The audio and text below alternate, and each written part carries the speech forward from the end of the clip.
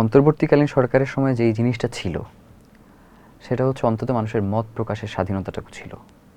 মানুষ কথা বলতে পারত, সে চাইলেই যমুনার সামনে গিয়ে বসতে পারত, সে যে কোনো আন্দোলন সংগ্রাম করতে পারত। সেইটা কিন্তু সরকার গঠন হওয়ার পরে পারছে না। আপনি দেখেন যে সামান্য পোস্ট, মানে নিজেও লেখে নাই, পোস্ট শেয়ার করবার কারণেও কিন্তু মানুষ গ্রেফতার হয়ে যাচ্ছে। হ্যাঁ, হচ্ছে তো গত 5 তারিখেও এইটা তো আসলে সূচনা। এই সূচনা দিয়ে আসলে তারা টেস্ট করতেছে যে সামনে আসলে তারা কোন ওয়েতে আগাবে। কোন পথে বাংলাদেশ আপনার কি মনে হয়? আমার কাছে যেই জিনিসটা সেটা হচ্ছে, মানে বর্তমান সরকার চাইলেও তারা আওয়ামী লীগ হওয়ার কোনো সুযোগ নাই।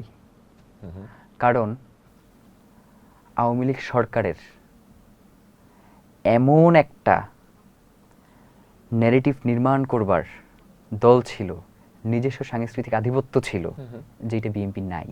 নাই মানে নাই, এটাতে 100-তে 0 সে। আচ্ছা, যে তার পক্ষে মত উৎপাদন করে তাকে দীর্ঘদিন ধরে ক্ষমতায় টিকিয়ে রাখবে, সেই সুযোগটা তার কাছে নাই। চাইলেও সে আওয়ামী লীগের মতো ফ্যাসিবাদী রাষ্ট্র ব্যবস্থা কায়েম করতে পারবে না। তো যেইটা সে পারবে না, সেইটা নিয়ে চেষ্টা করা আমার কাছে মনে হয় যে তার নিজের জন্যই আসলে সমস্যাজনক। বিএনপি স্বার্থে তাকে এই জায়গা থেকে বের হয়ে আসতে পারতে হবে।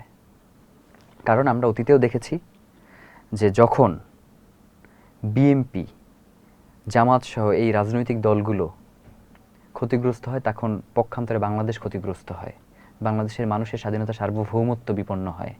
তো এই জন্য আমরা সবসময় তাদেরকে যতই বকাঝকা করি, যা কিছুই করি না কেন, আবার এক হাত দিয়ে ধরে রাখবারও চেষ্টা করি, যাতে ও আরেক হাত দিয়ে ভারতকে ধরে না ফেলে। ভারতকে ধরে ফেলার প্রসঙ্গে বললেন, আপনার কি মনে হয় যে বাংলাদেশের রাজনীতি ভারত বলয় থেকে বের হয়ে এসে স্বমহিমায় সগৌরবে বাংলাদেশপন্থী পলিটিক্স বাংলাদেশের মাটিতে দাঁড়িয়ে করতে পারবে? আমরা মনে হয় আপনি কি দেখতে পাচ্ছেন কিনা? কিছুটা আমরা শুরু করেছিলাম। যেমন আপনি দেখবেন যে আইসিসি বিশ্বকাপে কিন্তু বাংলাদেশ অংশগ্রহণ করে নাই। করেছিল না, করে নাই। তো কেন করে নাই? কারণ বাংলাদেশের গণমানুষ চায় নাই এক্স্যাক্টলি যে তাকে যেইভাবে তার সামাজিক মর্যাদা, তার স্বাধীনতা সার্বভৌমত্বকে ভুলুণ্ঠিত করা হয়, যার একটা প্রতিবাদ বাংলাদেশের মানুষ করেছে। ওই সময়ে